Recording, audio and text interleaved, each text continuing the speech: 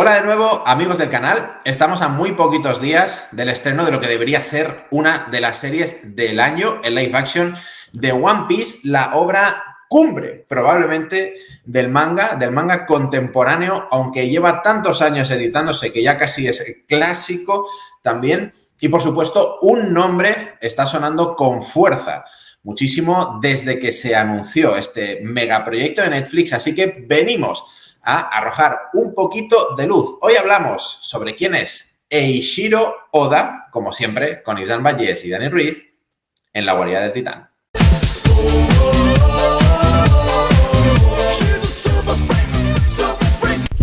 Entra con nosotros en la guarida del Titán. Antes de meternos en harina, vamos a hacer un pequeño descargo para que no vengan los de siempre a señalar con el dedo. Nosotros no somos fans de One Piece de toda la vida. No somos fans de One Piece de toda la vida. Evidentemente, leemos cómics y manga desde hace décadas. Conocemos el fenómeno que supone One Piece y, sobre todo, y por qué no decirlo, a raíz de todo el revuelo que ha generado este live action de Netflix, nos ha picado el gusanillo. Lo teníamos en el debe, lo teníamos pendiente y nos hemos metido de lleno, de cabeza. Yo, devorando el manga a 2 o 3 tomos por día, estoy ahora mismo pasando el Ecuador de lo que he publicado, Isán a tope con el anime, y eso nos ha hecho también sentir un poquito, o empezar a sentir esa devoción por la obra de Eiichiro Oda, un auténtico genio. Así que sirva este vídeo solo para dar una visión también de dos personas que están viendo pues esa creciente admiración por un tipo sobre el que creo, y no sé si estarás de acuerdo, Isán, que lo único que cabe es sacarse el sombrero. Pues mira, y nunca mejor dicho, ¿no? Por el protagonista. Bueno, ya conocíamos a Eiichiro Oda, evidentemente, por su trabajo, por su obra, pero también por su influencia en las obras de los demás desde que empezó, de la misma manera que él había sido influenciado por otros grandes maestros del manga en Japón. Pero sí que es cierto que debido a... ¿no? Nosotros nos metemos en el barco del hype muy rápidamente y después de esto del tráiler de One Piece y del anuncio de la serie, de la que está detrás también como productor ejecutivo el propio Eiichiro, con lo cual cierto confort te da, aunque sigue siendo Netflix, y Netflix estará a la espera de ver cómo van los números para prometer una segunda temporada. Ya veremos cómo va la cosa, pero conocíamos ya al autor, pero no conocíamos tanto, como comentabas antes, su obra. Y ahora, pues lo que decías, tú con el manga, yo con el anime, ahí metidos a saco y comprendiendo el porqué de este fenómeno. Exactamente. Eso es así. Yo tengo que reconocer que siempre, y sobre todo con el paso de los años, he ido sintiendo cada vez más vergüenza dentro del mundo otaku. Es decir, no, pero no lees One Piece, no has visto One Piece. No. Y no sé por qué. Porque siempre ha estado ahí, Sí, claro, esto ha sido exponencial. Llegó ya un punto en decir, ¿cómo me meto en esto si son ya 85 tomos? Bueno, pues al final me he metido en esto cuando van 100. No pasa nada. Estoy ahí dándolo todo. Y además, ¿qué narices? Son solo 1070 capítulos de anime. En 2 tardes lo tenemos hecho. En cualquier caso, hemos empezado a ahondar un poquito más en la vida y milagros de Eiichiro Oda, y como digo, pues hay que quitarse ese sombrero de paja. Y San, además he visto que es de tu generación, de tu quinta, pero de tu quinta. Os separan apenas 30 días. No, nos separa un año. Nos separa un año y 30 días. Verdad. Él es del 75, él es del 1 de enero del 75 y yo soy del 31 de enero del 76. Correcto, ya te había puesto yo un año de más. Nacido el 1 de enero del 75 en Kumamoto, que es una ciudad que tiene una sonoridad que me encanta. Y aquí, Dan, te quería ya lanzar el dato porque tú eres la parte de la guarida que ha estudiado diseño, dibujo, etcétera, que sabes lo que es estar ahí delante del tablero. Empezó One Piece con 22 años, en el año 97, lo cual no sé si es excesivamente precoz, pero a mí me parece una barbaridad. Hombre, es excesivamente precoz para la obra que es, creo yo.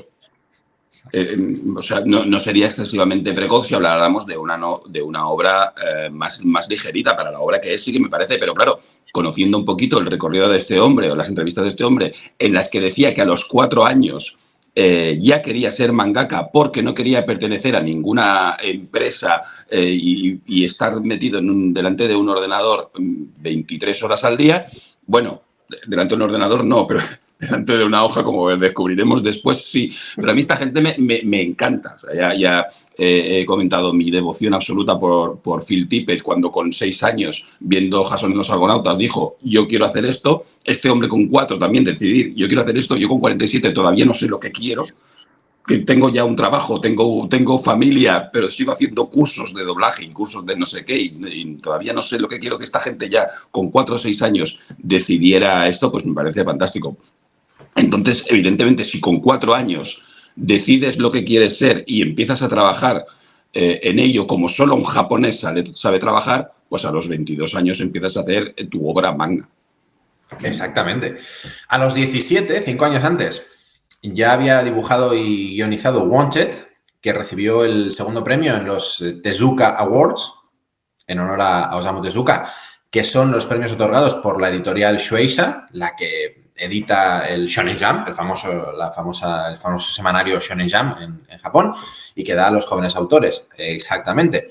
En aquel momento, estamos hablando de mitad de los 90, se embolsó 1 milloncito de yenes. A día de hoy serían unos 6.000 euritos. No sé cuánto cundiría eso en Japón en aquellos años. Pero sobre todo, lo que le valió fue un contrato para trabajar en Shonen Jump, lo cual a los 17 años debe ser como que te toque la lotería, y estuvo con un par de mangakas de ayudante, que imagino, Isán, que es un trabajo ingrato y jodido, ¿no? En Japón todo se magnifica. O sea, ser dibujante líder y guionista de tu propia obra ya es una mierda en Japón, porque no tienes vida directamente. Pues si eres el subalterno de esa persona, pues imagínate, tu vida directamente es un infierno. Pero cuando es lo que quieres hacer, pues oye, no hay más remedio. Y cuando, bueno, pues yo creo que también forma mucho de la parte de la mentalidad japonesa, porque también Eiichiro Oda pues no en ningún momento esconde las raíces de las que viene, en ningún momento habla de contrincantes ni de enemigos, ¿no? A la hora de calificar a otros compañeros de trabajo que un poquito se pegan ahora mismo a nivel contemporáneo entre una obra y otra. Con lo cual, pues sí, para nosotros sería un trabajo ingrato, supongo que para él era el camino para llegar a donde quería ir. Y lo tenía tan claro, como decía antes Isan, que a los 18 años ya edita su primera obra profesional, y como a Isan le encanta que diga cosas en japonés, lo voy a leer.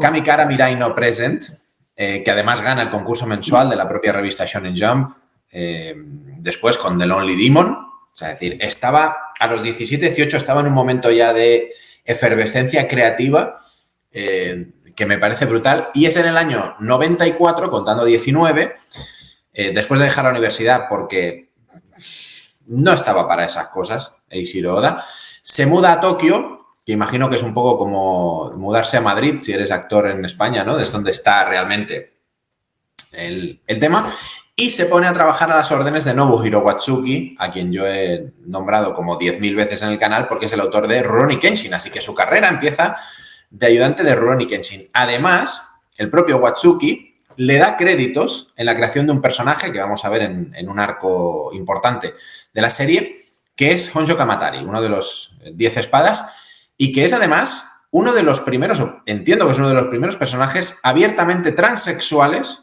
que leemos en el manga. Lo cual quizás ya nos deja un poco a entender que Oda era un autor distinto, ¿no? Puede ser. Poco después edita un one-shot llamado Romance Down, un one-shot basado en piratas, y uno de los protagonistas, Izan, se llamaba Monkey D. Luffy. Ya estaba ahí barrinando, ¿no? Ya estaba ahí Eiichiro Oda barrinando su gran obra. Y, desde Vicky el Vikingo, que se ve que es lo que más le influyó a la hora de dibujar piratas. Sí, es curioso esto también, ¿eh? La influencia fuera Vicky el Vikingo, pero bien recordando Kill Vikingo y viendo su obra, los paralelismos sí que es cierto que están claros. A partir de ahí, bueno, pues empezaría con One Piece y ya no lo dejaría directamente. Esto también es una cosa fantástica del universo japonés, que empiezas una obra y ahí te quedas. Ya no la dejas hasta que no la terminas. La cuestión es que puedes terminarla en 5 años o en 12 años, como por ejemplo Katsuhiro Otomo, o puede ser la obra de tu vida y llevarte a la tumba directamente, como parece que está siendo el caso de Ichiro Oda. Me parece algo demencial que empiece en el 97 porque es imposible cuando tú empiezas una obra tener un desarrollo en la cabeza de 30 años vista o 35 años vista. No puede ser. Entonces a mí me sorprende y me genera un montón de admiración la capacidad que está teniendo Oda de ir estirando el chicle, pero sin caer en el tedio. Es para hacerle la ola 1000 veces. Y es evidente que a los lectores les parece también muy bien, porque en 2015 el libro Guinness de los récords le otorgó el récord al cómic más vendido del mundo de un mismo autor, evidentemente. Había 320 millones de copias circulando por ahí. 320 millones, sí. Y el récord Guinness se lo renovaron el año pasado, que le dijeron, esto ya es demencial, te lo damos otra vez, porque hay 516 millones de copias de One Piece por el mundo, aunque solo 100 millones de copias se han vendido fuera de Japón. Por lo tanto, Eiichiro Oda debe ser ahora mismo, pues no sé, lo más cercano a la representación de un dios que haya en el país del sol naciente. No sé si, Sam, si quieres comentar tú las cifras de ventas, porque me parece brutal que las tenemos aquí. En 2005 ya se habían vendido más de 100 millones de ejemplares. 2005, 8 años. 2005. Es una auténtica locura. En febrero del 2011, más de 200 millones y en 2013, pues más de 345 millones de copias. Y ya está. Es una auténtica locura. Tú has dicho también que las influencias estaban claras. Él ha hablado mucho de un autor, Isaan, y lo tenemos aquí también anotado, porque pudo cumplir un sueño en 2007. En el 10º aniversario, sí, una de sus influencias, yo creo que de la primera época. Sí. Creo que de la primera época, es Akira Toriyama, y cuando se cumplió el 10º aniversario del comienzo de One Piece, se pudo hacer un crossover, Crosseno creo que se llamaba. Cross Epoch, sí. Cross Epoch, donde se juntaron los personajes, por un lado de One Piece y por el otro los de Dragon Ball de Akira Toriyama. Bestial. Eso para el 10º aniversario, para el 30, pues no sé ya qué puede hacer. A mí me alucina su capacidad como guionista, ahora que llevo ya muchos tomos leídos. Tiene una capacidad sin igual, por lo menos dentro del manga, a la hora de desarrollar los personajes, de cómo es capaz, a pesar de que pasen los años, de seguir dándote sorpresas, de seguir dando matices, de generar una personalidad cambiante pero coherente en cada uno de los personajes. Cómo es capaz de seguir cohesionando las historias, aunque lleve 30 años con ellas. Cómo es capaz de mantener el ritmo en todas las aventuras y cómo es capaz de integrar de forma supernatural en una historia personajes secundarios o terciarios que a lo mejor habían salido hace 20 años en el manga o 10 años y de repente aparecen otra vez. A ti como lector te da ese gustito, ¿no? El de recuperar a un viejo amigo que no veías hace mucho tiempo y, sin embargo, en ningún momento parece que sea una estrategia forzada o tal y cual, sino que lo hace, como digo, desarrollando la historia de una manera que te parece lo más natural del mundo, que este personaje que hacía, pues no sé, 26 tomos que no lo veías, aparezca por ahí, te cuente algo y sea fantástico. O sea, el trabajo en el guión me parece brutal. Pero ya en el dibujo, ¿cómo ves tú, Eiichiro Oda? A mí tiene un estilo que me gusta mucho, aunque a veces hay viñetas un poco caóticas en el manga. Pero vaya. Déjame recuperar esto del guión porque sí que es cierto que tiene una capacidad fantástica, sobre todo de ser lo suficientemente ambiguo como para que te interese todo. Porque Correcto. te interesa incluso la cultura de la isla a la que acaban de llegar, que no la habías visto nunca, pero de repente dices, hostia, estas cosas que hacen que son diferentes a las otras islas me interesan mucho. Lo que comentabas de los personajes, ¿no? Personajes secundarios y terciarios lo suficientemente ambiguos, pero con ese puntito que te engancha, que cuando lo ves 20 tomos más tarde dices, por fin me van a contar la historia de este tío que no me interesa, o que sí me interesaba y que yo pensaba que se quedaría en el tintero, ¿no? Y cuando hablamos de una obra de 20 números, pues dices, oye, eso es factible. Cuando hablamos de una obra de 30 años, pues ya la cosa se vuelve muy, muy loca. No la acabas de entender. Supongo que es eso, esa capacidad pues sí, a lo mejor mirar más adelante, de poner la caña mental mucho más adelante y decir, este personaje igual lo recupero.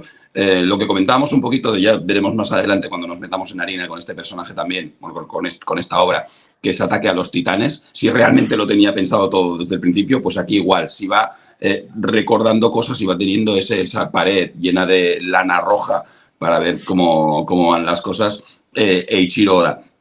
Respecto al diseño, yo creo que tiene gran culpa de esto que comentas también respecto a los personajes en cuanto al diseño, porque es un diseño muy colorido, es un diseño diferente. Extravagante, ¿no? Extravagante. Yo creo que recuerda mucho también al old style. Eiichiro Oda no se ha dejado llevar por esta dogma, podríamos decir, ¿no? Estas nuevas reglas del anime convencional o del manga convencional, que todo tiene que ser un poquito así estructurado. Él continúa, yo creo que con las raíces mangas de los años 70, sus dibujos recuerdan a Lupin, recuerdan a Candy Candy, recuerdan evidentemente a la primera época de Akira Toriyama. Son esos personajes extravagantes que cuando miras a la fila de atrás, cuando miras esos personajes secundarios y terciarios que decíamos antes, no solo son interesantes por lo que nos cuentan, no solo son interesantes por su personalidad, sino también son interesantes por su diseño, porque es diferente al que tiene al lado y al que tiene al otro lado, cuando eso muchas veces en el manga no ocurre. Claro, pero con la cantidad de personajes que desfilan por One Piece, me parece de ser un puto genio. Totalmente. Tener la capacidad de, como tú dices, de ver otro secundario, otro terciario, que no tienen nada que ver con todos los que han salido antes, incluso dentro de organizaciones, ¿no? Donde podría hacer más o menos clones. Hostia, tío, hay unos diferenciales que me parecen una locura. O sea, me parece brutal lo de este señor. Akira Toriyama lo intentó un poquito con la Red Ribbon, si lo recordamos, ¿no? Esos personajes más histriónicos, aunque también veías, bueno, de dónde sacaba material Akira Toriyama. Aquí Eiichiro Oda también vemos un poquito de dónde saca el material, lo podemos ver en algunas entrevistas que él dice que este personaje se basó en este y en otro, pero claro, es tan vasto, es tan enorme el nivel y la cantidad de personajes que bueno, que es también en parte lo que lo hace diferente. Y lo que comentaba, ¿no? Ese diseño que más canalla, más divertido también, menos canónico, hace que One Piece sea totalmente diferente. Volveremos a eso al final del vídeo porque hay una cosa que nos ha enamorado del todo de Eiichiro Oda. Tiene una ética de trabajo, además, bestial. No le queda otra, evidentemente, porque ahora mismo One Piece es una máquina que tiene que producir y suponemos que desde la editorial no van a querer dejar la gallina de los huevos de oro hasta que esté ya el limón exprimido del todo. Duerme 3 horas al día, se acuesta a las 2 de la mañana, se levanta a las 5, lo cual es una receta para tener una salud de hierro. El hombre hace eso 6 días a la semana, entrega el capítulo semanal, se da un día de descanso, que suponemos que lo invertirá en dormir, ni siquiera en comer, y repeat. Por tanto, no vive con su familia, no vive con sus hijas, no vive con su mujer, vive separado. Eso sí, la familia le visita una vez en semana en su lugar de trabajo. Ojo, cuidado. Obvio. Ojo, cuidado. Pero una vez al año se van unos días de vacaciones. Bien. También hay que decir que lo de Oda es una putada porque se compró una mansión hace unos años en uno de los barrios de clase alta de Tokio, por ejemplo, donde está la sede de Toei Animation, para que os hagáis una idea. Y está en proceso de cumplir una promesa que le hizo a su mujer en el año 2004. Su mujer, actriz, modelo, le dijo: Eiichiro, nos vemos poco. Dijo, Tienes 2 hijas. ¿qué podría decir? ¿Ves cómo nos hemos visto un rato? Tenemos 2 hijas. Que te juro que son tuyas. Estupendo. En 2004 le dijo: tú no te preocupes. 2004 llevaba 7 años con One Piece. Dijo: no te preocupes, porque nos vamos a dar una vuelta al mundo, a hacer un viajecito. En cuanto yo acabe One Piece, nos vamos. Y claro, por lo visto la mujer la inquirió y le dijo: bueno, ¿y cuándo tienes pensado acabar esto? Dijo: máximo 10 años. Que ya como promesa me parece un poco floja. Ya es para mandarlo a la mierda. Sí. Se va Correcto. diciendo 10 años. Y la mujer ahí paciente dijo: vale, pues en 2014 se acaba esta tortura y nos vamos de viaje. Van Bueno, casi 20. joder, Eiichiro, tío. Es decir, además, cada vez que lees una entrevista, dice: no, sí, el final lo tengo ya, está ya encarado. Y se hurga con un palillo, supongo. Pero hay que masticarlo, hay que trabajarlo, claro. A mí me parece alucinante, a la par que horroroso, ¿no? Ahora viendo lo que están luchando guionistas y actores en Estados Unidos por sus derechos, que esta gente tenga esta vida, que además esta gente, que estamos hablando de Eiichiro Oda, que es un megatop dentro del mundo mangaka, podríamos decir ahora mismo que está en primer nivel, sino el primero, es de los primeros, que tenga esta vida. O sea, no me quiero imaginar los demás. Así es, sí, señor. Bueno, recuerdo, hago un spin-off. Spin-off no. Hago un comentario aparte. Al respecto de esto, recuerdo en un documental en el que se entrevistaba a muchísimos animadores, ¿no? de series de anime top. Y era una pasada. Había una pregunta que les hacían a todos los que salían en el documental, que era: si no estuvieras ahora mismo metido en este proyecto, ¿qué te gustaría hacer? Y el 95% respondieron: dormir.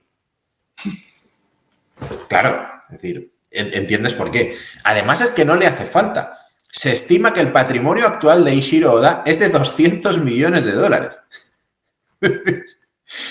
Evidentemente es el autor de manga más rico de todos los tiempos. Y no sé si lo tienes por aquí delante, Isan, pero hace poco en Fuji TV apareció un pequeño reportaje, una entrevista con él, y le preguntaron pues que en qué gastaba el dinero. Y nos lo dijo, y hay imágenes, y han sido cosas muy divertidas. No lo tengo. Una jirafa a tamaño real que tiene en su casa, una granada enorme, una estatua de Bruce Lee, una de Terminator. Salió el váter de la casa de Eiichiro Oda, que está, pues eso, ambientado en el fondo del mar, y hay un tiburón. En la bañera tiene chorrito, imagino, ¿no? Tiene chorrito. Hombre, Japón, es Japón. El de Eiichiro Oda tendrá muchos chorritos. Es decir, bueno, es un señor japonés. No sabe qué gastárselo, correcto. Tiene $200 millones, de lo que sea, y no sabe cómo gastárselos. Y el día que salga de ese zulo en el que vive, que dice que va a dar la vuelta al mundo, se va a implosionar. Probablemente. También hay que decir que, aparte de cosas ridículas, el tío tiene una mentalidad muy solidaria, por así decirlo, muy japonesa. En 2016 hubo 2 terremotos que arrasaron su ciudad natal, Kumamoto, y el tío dijo: no preocuparse, que aquí estoy yo, os voy a dar un dinerito para echar un cable. 5 millones de euros. Dijo: toma, ¿con esto hay suficiente? Bueno, parece ser que sí, porque el gobernador de la provincia, en este caso de Kumamoto, le dijo: en cuanto acabemos de construir esto, vamos a poner estatuas de bronce de todos los protagonistas de One Piece en la ciudad. Y han cumplido. Hombre, pues que si no, deshonra sobre tu vaca, Katsumoto de eso, que el seppuku ese que dices tú, todas estas cosas. Igualito que aquí en España, que en Lorca todavía no tienen iglesia, En fin, le pedimos ayuda a algún actor malagueño que a ver si puede arreglarlo. Más o menos. La verdad es que tiene una influencia no solo en los autores actuales de manga, sino en la sociedad japonesa. En una encuesta reciente del año pasado, hecha en la Universidad de Tokio, se pidió a cerca de 200 estudiantes que hicieran un listado de las 10 personas de Japón más influyentes en la actualidad.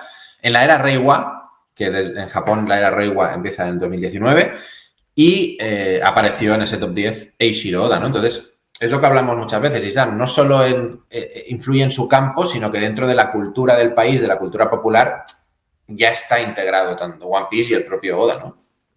Sí, sobre todo en Japón. Yo creo que falta dar a pesar de que comentabas de esos solo 100 millones de copias de One Piece por todo el mundo, yo creo que falta ese puntito de llegada de Eiichiro Oda al resto del mundo, porque estamos metidos dentro de la terquedad, de la negritud, de la sombra y del terquismo. Y Eiichiro Oda va mucho más allá. Eiichiro Oda es un golpe de aire fresco que espero que en algún momento, como un tsunami, también influya en las mentes de esas personas tan hechas polvo como Christopher Nolan y compañía. Correcto, correcto. De hecho, vamos a acabar con algo en relación a lo que acaba de comentar Isam, pero os dejamos con una última anécdota de la cual me enteré hace muy poco y he comprobado y es curioso. Casi todos los mangakas, si os ponéis a hacer una búsqueda en Google, prácticamente todos tienen muy poca presencia en público, salen muy poco de Japón, prácticamente no hay fotos. De Eiichiro Oda hay algunas fotos de cuando era joven. Pero es curioso porque buscando a Eiichiro Oda en Google, casi todas las fotos que salen son de Eiji Aonuma, que es el productor de la saga Legend of Zelda. Y entonces ves un montón de vídeos hablando de Oda y un montón de gente hablando de Oda y fotos en Twitter de Oda y no es Eiichiro Oda, curiosamente. Madre mía. No sé si alguien tiene alguna foto de Eiichiro Oda actualmente, pero yo no he encontrado ninguna. Esto es una cosa bastante... Claro, yo sí que he encontrado, pero ahora me haces dudar. Igual no es él. Yo pensaba que sí. Sí, así es. This is racist. Luego, ¿perdón? This is racist. Es un poco sí. Un poco sí. Pero queríamos acabar con una cosa que me ha encantado, también hecha en una entrevista que le hicieron el año pasado en la Shonen Jump, junto al creador de Detective Conan, otra serie que empezó ayer también, y en la que Isam, él daba su visión sobre el manga, sobre el shonen sobre todo, y es algo con lo que quiero cerrar el vídeo porque me ha recordado a una cosa que tú dices mucho cuando hablamos de series y películas. Si te parece, lo leo directamente. Sí, por favor. Al respecto del sentido del humor, que le preguntaban y sobre todo pues encarnado en el personaje de Luffy, que siempre está como muy de coña, ha dicho, y esto voy a ser textual por primera vez en un vídeo: desde que era asistente he tenido la sensación de que las expresiones tontas que eran muy características en el manga se han perdido gradualmente. Por ejemplo, poner una bombilla encima de la cabeza de un personaje cuando tiene una idea o hacer que las piernas del personaje den vueltas en círculos cuando corre. Siempre me han gustado esas expresiones simbólicas, pero cada vez se ven menos, están desapareciendo. Nadie las dibuja, a pesar de que son creaciones de nuestros antecesores, quienes también dejaron muchas otras fórmulas que aún utilizamos. El manga de batalla, el shonen, tiende a volverse cada vez más serio para mantenerse al día con las expectativas de los lectores. Y sinceramente, odio eso. Quiero y he decidido divertirme. No quiero que mi obra se convierta en un manga serio de ese tipo. Fantástico. Y es que es así, lo cortés no quita lo valiente, y el manga, lo hemos comentado muchas veces, no es un género, sino que es un lienzo. Y además que bebe, como comenta el propio Eiichiro Oda en estas palabras, de unos antecesores que generaron un lenguaje muy interesante que permitía en unos momentos ser sumamente dramático y en otros momentos pues irse al delirio absoluto. Recordamos, por ejemplo, como ejemplo casi paródico, el caso de Dr. Slump, cuando el Dr. Slump cambiaba de dibujo, se ponía súper serio, o cuando directamente pasaba ya a una cosa babosa, ¿no? Que se le caía la baba con la boca temblando y una cabeza gigantesca, pues en ese momento te estaba diciendo qué tono tenía en ese momento un capítulo. No siempre tenía que ser, de la misma manera el Dr. Slump, sino que se permitía ser el lujo de todavía ser más paródico, más bizarro, o intentando ser más dramático, que evidentemente siempre era para ser también absolutamente paródico, pero era jugar con esas reglas del manga, pues eso, de los años 70 o así. Recordamos también cómo se les borraba la cara y se convertían solo en líneas con una gota gigante, ¿no? Todas estas cosas sí que es cierto que se han ido perdiendo. Lo recordamos de Ranma, por ejemplo, y es algo que Eiichiro Oda, tanto por su estilo, que comentaba antes, que me parece muy vieja escuela del manga, como por continuar con esto, las primeras palabras que decías, ¿no? De la bombilla cuando tienes una idea o de cuando correr, eso nos retrotrae precisamente a Vicky el Vikingo, ¿no? A lo que él considera el inicio de One Piece. A mí me gusta mucho porque estoy muy cansado de que todos... Sí que es cierto que hay otros autores mangakas que también intentan romper esas reglas, pero por ejemplo en el caso de One Punch Man, que se metía mucho con eso, también era muy serio, ¿no? Aquí, en cambio, el propio Oda ya se ríe de eso y nos da personajes pues totalmente histriónicos, súper felices, ¿no? El propio Luffy es un tío súper feliz, está encantado de la vida porque por mucho que le pegues a él le da igual porque es de goma y lo disfruta y se ríe y tiene una meta en la vida desde los 4 años y quiere llegar a ello, ¿no? Un poquito autobiográfico. Y a pesar de que sí que hay personajes más tochos, ¿no? Más del estilo japonés, pues también se permiten el lujo en algún momento pues de desdibujarlos, de romperlos, de que se rían de ellos, de que de repente esa boca se convierta en una boca grande con dientes de sierra, enfadado porque se han metido con su masculinidad o con su personalidad más introspectiva. Y eso me encanta. Yo quiero más obras así, más obras que den más luz y sean más optimistas. Que no sea todo tan tocho, ¿no? Exacto. Esto se le señaló siempre a Toriyama con Dragon Ball. Empezó como una historia de aventurillas y muy divertido y luego Goku iba creciendo, sus seguidores iban creciendo, se fue amoldando a eso y todo ya fue más épico y más batalla y más tal. Y Eiichiro ha dicho que Que lo quiero, claro, me parece bien. Ha decidido divertirse y divertir a los demás. Que mucha diversión necesita el japonés medio. Sí. Y se tiene que estar divirtiendo mucho Eiichiro Oda, a pesar de vivir encerrado en un cubículo dibujando. Pero bueno, como veis, admiración total y absoluta en este descubrimiento de la gran obra de Eiichiro Oda. Dejadnos en la caja de comentarios si sois lectores de One Piece, si os gusta, qué os parece, si os ha influido en algo. Nosotros tenemos las expectativas muy altas con la serie de Netflix. Esperemos que una vez más no nos decepcionen y podamos venir dentro de unas semanas a decir cuánto nos ha gustado también esta iteración en personaje real de One Piece. Eiichiro Oda, genio y figura. Nosotros, por supuestísimo, volveremos con mucho más con Islam Vallés y Dani Ruiz en La Guarida del Titán.